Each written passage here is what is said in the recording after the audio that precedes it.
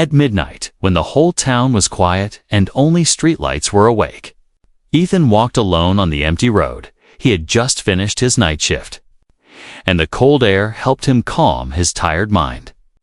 He liked the silence of the night because it felt like the world stopped breathing for a moment. But that night, something strange cut through the dark sky. A bright blue light suddenly appeared above the forest. It was not like a shooting star. It was not like a plane. It moved too fast, too sharp, and too alive. Ethan stopped walking and stared upward. His heart beat harder as the strange light twisted and turned before crashing deep into the forest with a loud boom that made the trees shake. For a few seconds, everything became silent again. Ethan listened carefully. No dogs barked, no cars passed, no birds flew. The world felt frozen, like it was waiting for him to take the first step. He took a deep breath and moved toward the forest. His boots crushed dry leaves under his feet. The deeper he walked, the stronger the smell of burnt metal and smoke became. A thin blue mist floated between the trees, glowing softly like cold fire. Ethan's hands shivered, not from fear, but from the feeling that something important was waiting for him inside the darkness. Then he heard it. Tiny voices, whispering voices, voices filled with fear and anger. They sounded like children trying to act brave.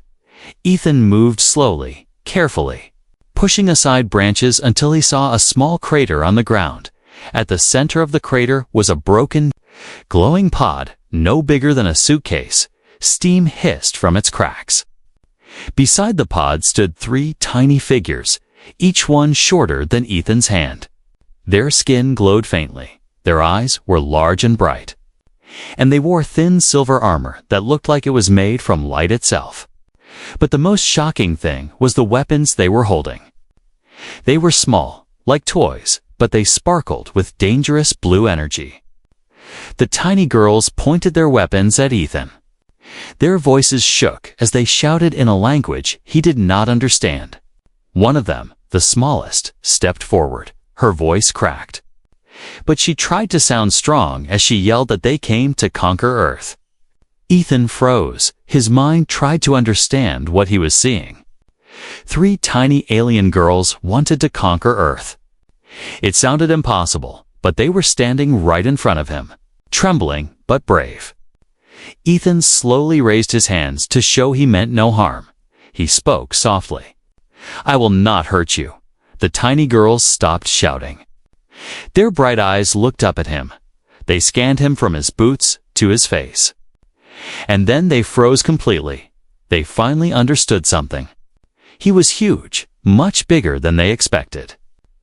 Their books had told them humans were small, weak, and harmless. But this human looked like a giant standing above mountains. His shadow covered all 3 of them, and his gentle voice still made their knees shake.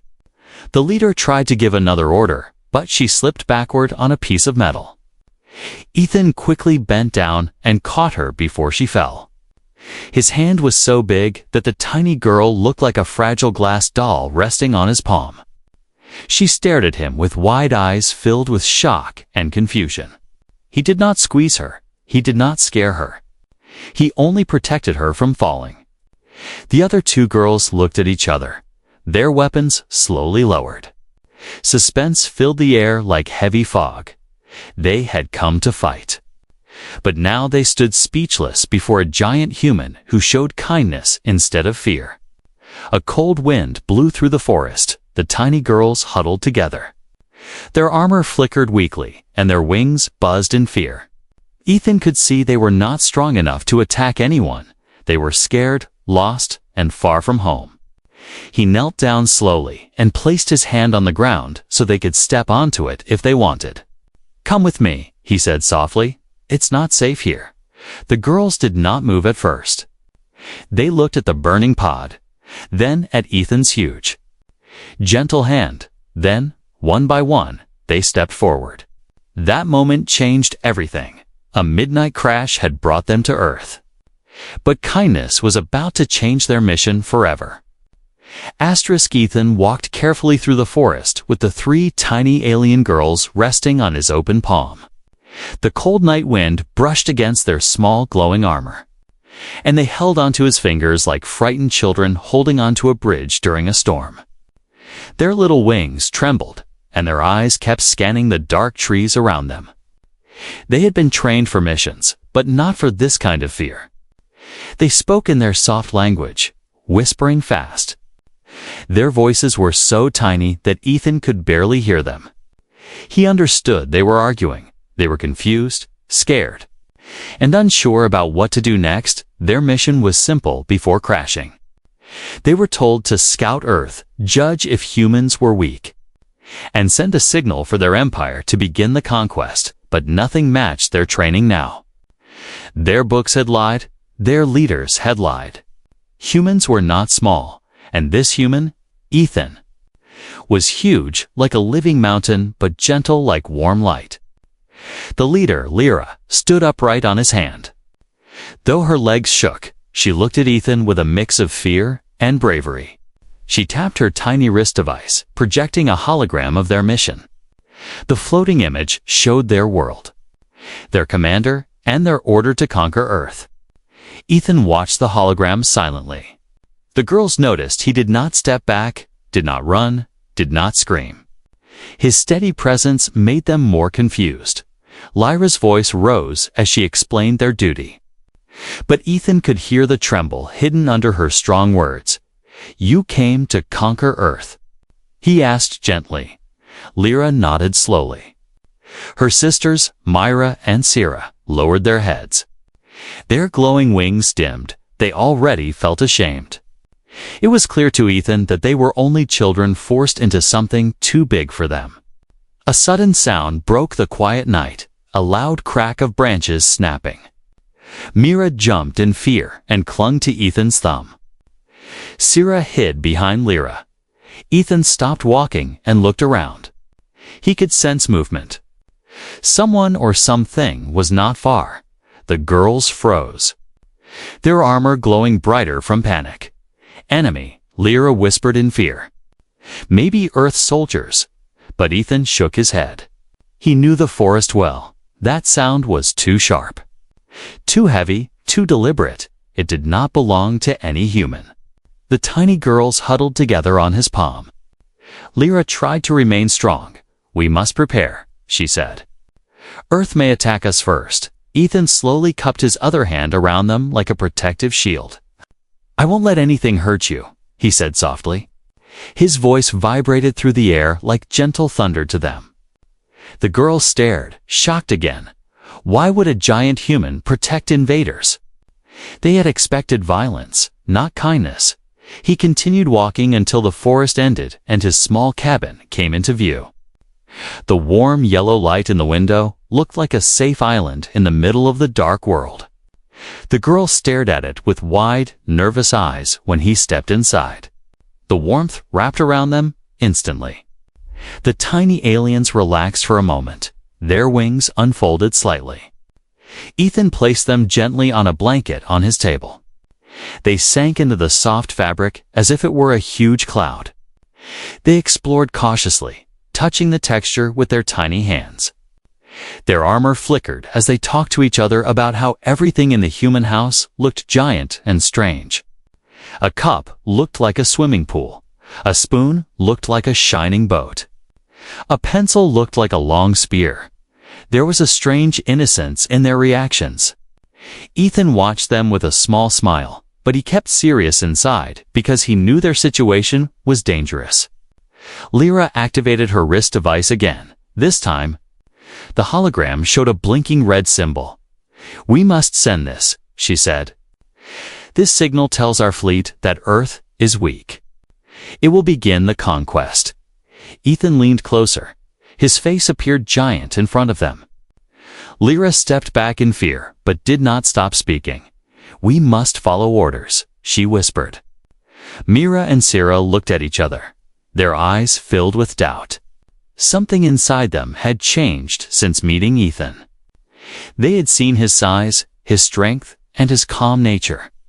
He was nothing like their books said. "If we send it, Myra said softly. They will attack him, attack Earth, Sarah added, her tiny voice trembling. Lyra looked torn. Her training told her one thing, but her heart pulled her another way. She looked at Ethan again. This towering human who had protected them without asking for anything. Suspense hung in the warm cabin air like a storm waiting to break. The girls stood in front of the glowing red signal, their tiny hands shaking over the command button. Are humans truly our enemies? Sarah whispered. No, Myra said. Not him. Lyra closed her eyes. Her tiny chest rose and fell. She shut off the signal. The hologram vanished like a dying spark. That one decision would change everything. They had abandoned their mission. And somewhere deep in space, the Empire would soon notice. The tiny alien girls sat on the wide wooden table in Ethan's cabin, surrounded by things that looked gigantic to them. The warm light from a single lamp made their wings shine softly. But even with that gentle glow, their eyes were full of worry. They had turned off the red signal, the signal that would have called their empire to attack Earth. And now every second felt heavier than the last. Ethan watched them quietly from his chair. His large hands rested on the table. But he made sure to keep them still so the girls would not get scared. He could see how stressed they were. Their armor flickered like weak fireflies, and their shoulders trembled with every breath. Lyra, the leader, paced back and forth. Her tiny steps were quick and sharp. Myra sat hugging her knees, her wings wrapped around her like a blanket. Sarah stared at the door, as if expecting someone dangerous to burst in at any moment. They all understood one thing clearly now. Their own people would come looking for them. And their people were not gentle like Ethan. What will happen to you if they find you here? Ethan asked softly. Lyra's pacing stopped. She looked at him with wide, glowing eyes. They will punish us, she said. We failed the mission. Myra's voice cracked as she added. They will punish you too, Sarah whispered. They will think you captured us. The cabin suddenly felt colder. Ethan leaned back, thinking deeply. These girls were soldiers only by title, not by age or strength. They were children caught in a war they never chose. He felt a strong urge to protect them. Even though he barely knew them, something about their small, trembling forms woke a powerful instinct inside him. Sensing his calm presence, the girls slowly relaxed a little. Myra crawled toward a small wooden pencil on the table and tried to lift it. But it was too heavy for her tiny arms. She fell backward with a soft thump. Ethan reached out but stopped when he saw her start laughing. It was a tiny, bright laugh, pure and sweet. The laugh of a child who forgot fear for a moment. Sarah moved to Ethan's empty cup and looked inside. It is like a cave, she whispered in awe. Humans drink from this. Ethan smiled gently. Yes, he said. It's just a normal cup. To the girls, it was a canyon of shining glass. Lyra touched the metal spoon with her hand. This is heavier than our entire pod, she said, amazed. Humans must be very strong. Ethan did not answer. He wanted them to see the truth on their own. These girls had been taught that humans were weak. But now everything around them contradicted their training. Their fear slowly cracked open, and curiosity began to shine through after a few minutes. Ethan placed a small piece of bread on the table. It looked like a huge boulder to the tiny girls. Myra sniffed it first, then took a tiny bite. Her eyes widened. This is amazing, she said. Sarah rushed to try it. Her wings fluttered in excitement. It's sweet, she said. We don't have this kind of food, even Lyra. The strict leader finally tasted it. Her serious face softened. It's warm, she whispered, as if surprised that something so simple could comfort her heart. As they ate, Ethan watched them carefully. He noticed something important, something deep. These girls were not conquerors. They were scared children who had never seen kindness from anyone, maybe not even from their own world. Suddenly, a loud beep echoed from Lyra's wrist device. All three girls froze. The hologram flashed red again. This time it wasn't a signal they could control. It was a warning, the hunters. Lyra whispered, her voice shaking. They are searching for us. Mira grabbed Ethan's thumb as if holding onto a lifeline. Sierra hid behind his hand. The fear returned even stronger than before. Ethan leaned forward. His eyes serious but calm. Hunters? He asked. They are elite soldiers, Lyra said. If they find us, they will destroy everything. Ethan's heart tightened. His cabin was no longer safe. The girls were no longer safe. And Earth itself was now in danger. Lyra looked directly into Ethan's eyes. Her voice cracked. We didn't want this, I know, Ethan replied. But I won't let anything happen to you. The tiny aliens were shocked. Again and again, this human showed more heart than their own leaders.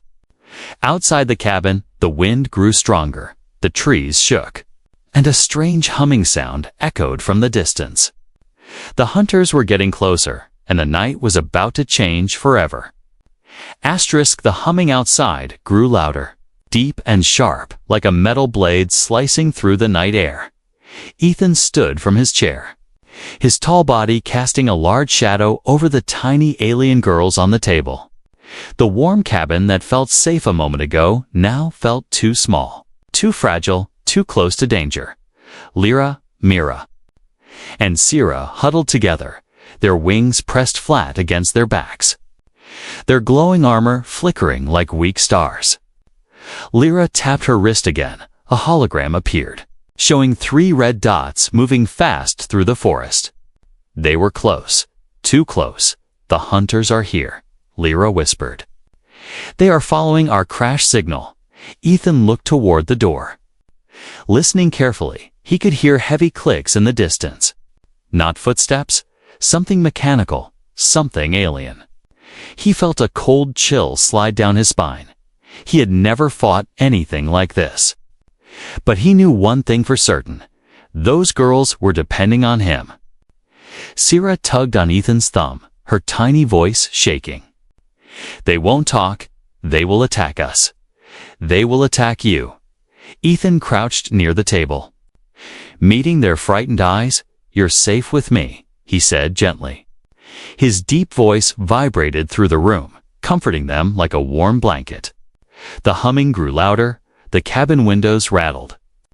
A bright flash lit up the forest outside, then another, then a third. They are scanning the area, Mira whispered. They know we are near. Lyra stepped forward, trying to stay strong. We have to hide. We must leave this place. Ethan nodded. He gently placed his hand on the table. The girls climbed onto his palm quickly, holding onto his fingers like it was the only safe place left in the world. He closed his other hand around them, leaving a small opening for air, shielding them with his huge palms, and moved toward the back door of the cabin. Before he reached it, a loud explosion shook the ground. The front door burst open. Blinding white light flooded inside. Ethan turned, shielding the girls with his arms. 3 tall metallic figures stepped into the cabin. They were twice the height of a human. Their bodies were covered in black armor with glowing red lines. Their helmets had no faces, only a single bright red eye in the center. The hunters. Lyra gasped from inside Ethan's hands. They found us. One hunter raised its arm, and a beam of red light swept across the room like a scanner. It stopped when it reached Ethan. The red eye brightened, locking onto him. Human detected. A cold mechanical voice echoed. Return the fugitives. Ethan stood firm. Even though his heart pounded, his instinct told him not to move back. Not to show fear. The hunters advanced slowly, their metal feet crushing the wooden floor with every step. Lyra whispered desperately, "Don't fight them. They are stronger. They won't stop." But Ethan didn't step aside. He spoke calmly. "They're not fugitives. They're scared children. The hunters didn't understand compassion. Their red eyes glowed brighter. Return the fugitives or be eliminated. Myra began crying softly, her tiny voice trembling inside Ethan's hands. Sierra covered her ears, shaking uncontrollably. Lyra tried to stay strong, but even she couldn't hide her fear. Ethan slowly stepped backward, keeping his body between the hunters and the girls. The hunters raised their weapons, glowing with deadly red energy. Warning, the lead hunter said. Last chance. Ethan's breath grew heavier. He knew he couldn't fight armored alien soldiers. But giving up the girls meant sending them to punishment. Or worse, he clenched his jaw, forcing his fear down. I'm not giving them to you, he said in a low, steady voice before the hunters could fire. The cabin shook again, this time not from them, but from something outside. A wave of blue light swept across the window. The hunters turned their heads, confused. Lyra peeked through Ethan's fingers, her eyes widened. Another ship, she whispered, but that's impossible. The hunters stepped back. Unsure, their red eyes flickering, the girls felt hope sparking inside them. Whoever arrived might delay the hunters, might save them, might give them a chance, but then the forest lit up with fire. The new ship did not land quietly, it crashed violently. The ground roaring as metal tore through trees. Ethan looked at the burning sky. The girls trembled. This was no rescue. This was something worse, something even the hunters feared. The real danger had only just begun. The burning light from the newly crashed ship lit up the forest like a rising blue sun. Ethan held the tiny alien girls close to his chest, his arms forming a strong shield around them.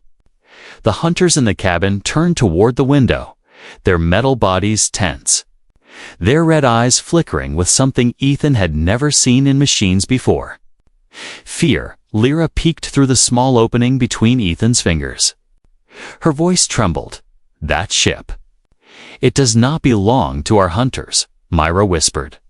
Then who is it?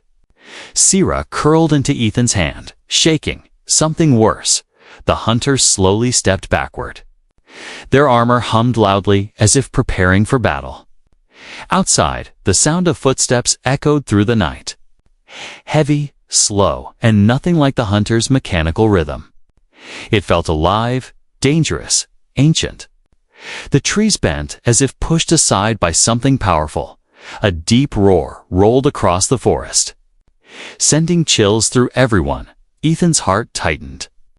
The tiny girls clutched his fingers, their little wings buzzing in fear. Even the hunters froze.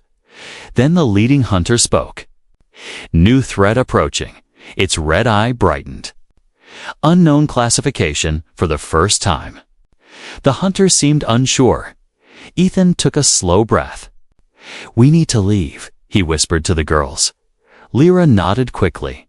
Out the back door, he moved carefully toward the rear of the cabin, but before he could reach it, the wall exploded inward, wood shattered like dust. Ethan shielded the girls instantly, pressing them gently to his chest. From the smoke stepped a creature unlike anything he had ever seen. It was massive, almost as tall as the cabin itself.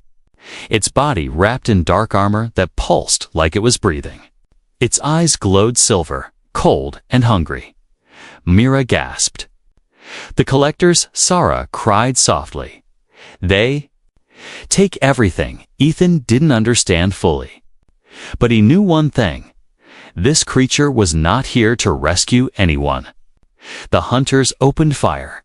Red beams blasted toward the creature. But the creature barely moved. It lifted one huge arm, and a shimmering shield formed in front of it. The beams melted against the shield like sparks hitting water. The girls cried out, "Run, Ethan!" Run! Ethan didn't need to hear it twice. He dashed toward the back door, slamming through it with his shoulder, splinters flying everywhere. Outside, the cold air hit his face and he sprinted across the grass, keeping the girls safely cupped in his hands behind him. The hunters screamed mechanical warnings as the creature tore through them. Metal crashed, sparks flew, the night filled with the terrible sound of machines being ripped apart. Lyra yelled, "They came for us. They want our technology." "Or us," Sierra whispered weakly. Ethan reached the forest edge, breathing hard, but he didn't stop. He had to get them as far away from danger as possible.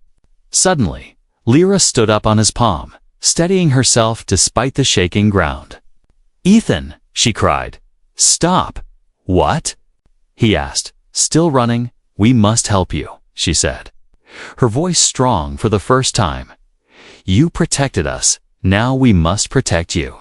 He slowed, confused. "How?" Myra lifted her tiny wrist device. "We have tech." "Small but powerful," Sierra added. "We can create a shield." "But it will drain our energy." Ethan stopped under a tall tree, kneeling to give them space. "If it keeps you safe, do it," he said. Lyra shook her head fiercely. "No, Ethan." "To keep you safe," her words hit him like thunder. These girls who came to conquer Earth, who saw humans as weak, who trembled in fear at his size, were now choosing him over their own kind, over safety, over everything. They stood on his palm, tiny but brave. Their armor glowed brighter. Their wings opened like sharp blue petals. Lyra raised her arm. Myra, Sierra. Formation, the girls formed a small triangle. Their devices connected. A bright blue sphere of energy formed above them. Growing, pulsing, a protective shield. But the ground shook again. The collector stepped out of the destroyed cabin. Its silver eyes locked onto Ethan. The creature moved toward them, its heavy steps making the earth tremble. Myra gasped, "Ethan!" Behind us, the shield snapped into place, surrounding Ethan like a glowing bubble. The collector struck it, sending a shockwave through the air. The girls cried out as the impact drained their energy. Their tiny bodies collapsed, but they didn't break formation. Ethan pressed his hands gently around them. "Stop. You'll hurt yourselves." Lyra shook her head weakly. "We chose you," Sierra whispered. "You are our protector," Mira added softly. "And now, we are yours." The collector roared again. The girls stood. Even though they were shaking, they had made their choice. They would fight for the human giant who fought for them, no matter the cost. The collector stood only a few steps away, towering over Ethan like a dark mountain made of steel and shadows. Its silver eyes glowed brighter as it raised a massive arm. Ready to strike again, the earth trembled under its weight. The trees behind it bent as if bowing to its power inside the glowing blue shield. Ethan crouched, holding Lyra, Mira, and Sierra close to his chest. The tiny alien girls were exhausted, their little bodies weak from keeping the shield alive. Their wings flickered like dying candle flames. But they still refused to let the shield fall. Lyra whispered, her voice cracking, "Ethan, listen to me." "I'm here," he said gently, tightening his protective hands around them. "We cannot hold the shield for long," Lyra said, "but you have something stronger than them." "Stronger?" Ethan asked softly. Confused, Myra nodded weakly. "Yes, your size. Your courage," Sarah added. "You are not small, like they told us. You are a giant." A protector. Ethan looked at the collector again. Its claws scraped against the shield, sending bright sparks through the air. Each impact made the girls cry out softly. The shield was cracking, slowly but surely. Ethan felt something hot rise in his chest, a fire he had never felt before. A mix of fear, anger, and determination. These tiny girls believed in him. They trusted him more than their own people. And if he didn't act now, they would be lost. He stood up to his full height, the shield glowing around him like a bubble of blue light. The collector tilted its head, analyzing him again. Its voice echoed in a metallic hiss, human threat level. Insignificant. Ethan clenched his fists. "Not tonight," he whispered. The collector pulled back its arm and struck the shield with full force. The ground shook like thunder. The shield cracked open with a loud shatter. The blue light scattered like broken glass. The girls collapsed in Ethan's hands. Their energy gone, their eyes closed, but they were still alive. The shield was gone, the collector roared. The night burned with danger. Ethan stepped forward. Placing the girls gently inside his jacket pocket where they would be safe, their tiny hands curled into the fabric. Trusting him even in unconsciousness, the collector charged toward him. Claws ready to crush, Ethan moved fast, faster than he thought he could. He grabbed a fallen tree trunk with both hands. Lifting it like a club, his muscles screamed under the weight. But he held it firm. The collector swung its arm. Ethan blocked with the tree trunk.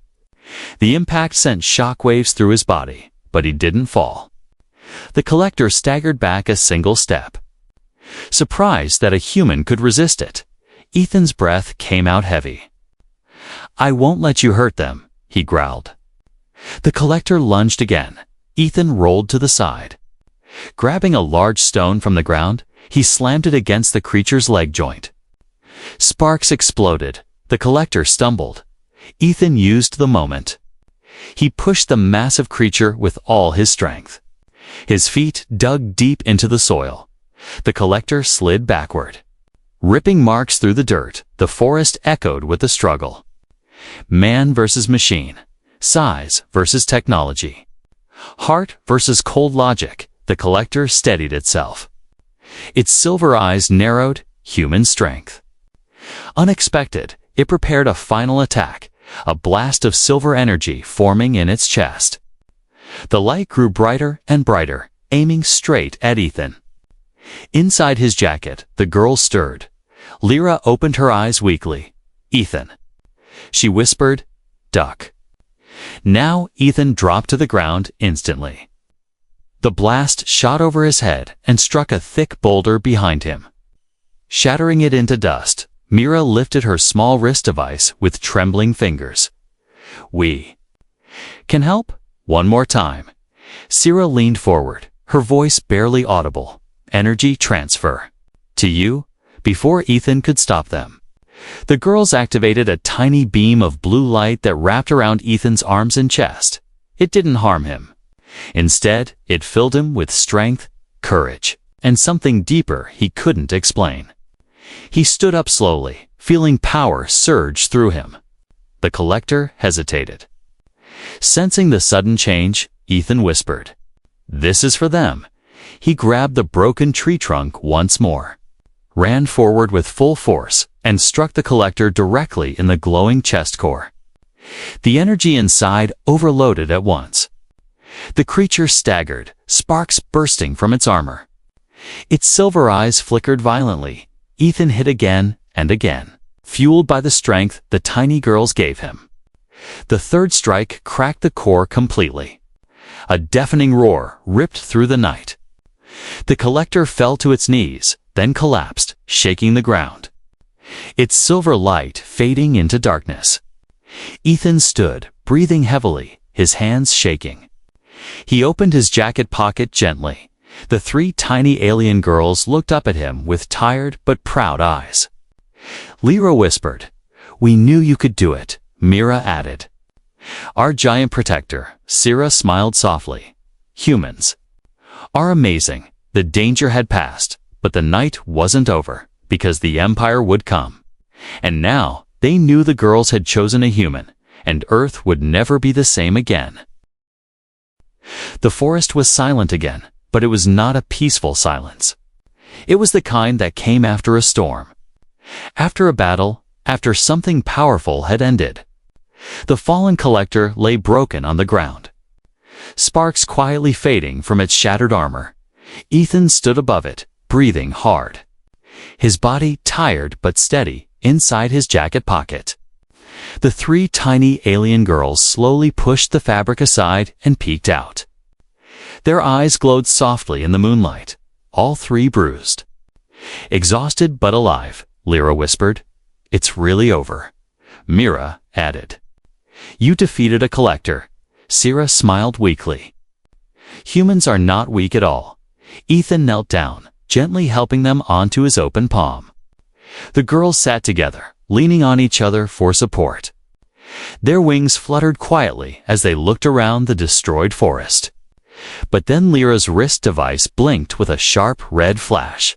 She slowly tapped it, and a hologram appeared above her hand. The symbol shining on it made all three girls freeze. The Empire, Lyra whispered. They know. Myra grabbed her sister's arm. Will they come here? Sierra looked at Ethan with scared eyes. They will send more hunters, more collectors. Maybe even warships. Ethan felt a cold wave wash over him. He had barely survived one collector. He could not fight an entire alien empire. But before he could say anything, Lyra stood up in his palm. Her tiny legs still shaking, but her eyes suddenly full of fire. No, she said. We won't let them hurt Earth. Ethan looked surprised. But how? You're just small. Lyra finished for him. Yes. But not powerless. Myra nodded. We have knowledge, maps, codes, signals. We can warn Earth before they arrive, Sierra added. And we can talk to them. We can tell them the truth. We can tell them humans are not enemies. Ethan looked at all three of them with a soft, proud smile. You're brave, he said. Braver than you know. The girl's eyes glowed brighter. Lyra touched Ethan's thumb gently. You showed us kindness when we pointed weapons at you, Mira added. You protected us when our own people abandoned us, Sierra whispered. We choose Earth. Their words warmed Ethan's heart in a way he couldn't explain. He placed his other hand around them like a protective bowl. Not to trap them, but to show them he was with them too. The night sky flickered suddenly. A series of bright lights flashed far above the cloud's alien signals. Warnings. Transmissions bouncing between ships in orbit. They are scanning the planet, Mira said. Panic rising. We must act now, Lyra said. Turning to Ethan, but we need something. We need a tall point. A high place to send a countersignal, Ethan thought quickly. The old radio tower on Red Ridge. It's the highest place near here. The girls nodded. Sierra whispered. Take us there. Ethan stood and began moving through the forest, stepping over fallen trees and broken branches. The girls stayed on his shoulder now, clinging to his shirt for balance. Their eyes scanned the sky while Ethan scanned the ground. The climb to Red Ridge was steep. Ethan's legs burned with every step. But he didn't stop. The girls encouraged him, whispering directions, warning him of incoming signals from orbit at the top. The old metal radio tower stood tall against the night sky, rusty but still strong. Ethan placed the girls carefully on the control box at its base. Lyra raised her wrist. Connecting to the tower, Mira typed tiny symbols into her device. Sierra watched the sky anxiously. Blue light burst upward, shooting through the tower like lightning. A beam of energy rippled across the sky, cutting through the alien signals. They're listening, Lyra said, her voice trembling. She began speaking in her alien language. Her voice tiny but powerful. Mira and Sierra added their voices too. Their message flowed through the sky, telling their empire everything. That humans were not weak. That humans were not monsters. That Earth did not need conquering. That kindness was stronger than fear. Ethan watched the sky, hoping their words would reach someone who understood. Minutes passed, long and heavy. Then the sky flashed once more. This time, not in anger, but in response, the red signals faded, replaced by soft blue lights drifting away into the stars. They're leaving, Mira whispered. They accepted our message, Sierra said. Tears filling her eyes, Lyra looked at Ethan with a proud smile. Earth is safe. Ethan let out a long breath of relief. The girls flew weakly into his hands, settling down like tiny glowing birds. You saved Earth, he whispered. No, Lyra said softly.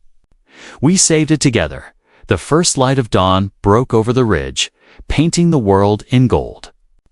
Ethan stood tall with the tiny alien girls resting safely in his hands. They had come to conquer Earth. But instead, they became its smallest, bravest protectors. And Ethan became the giant they trusted with their hearts.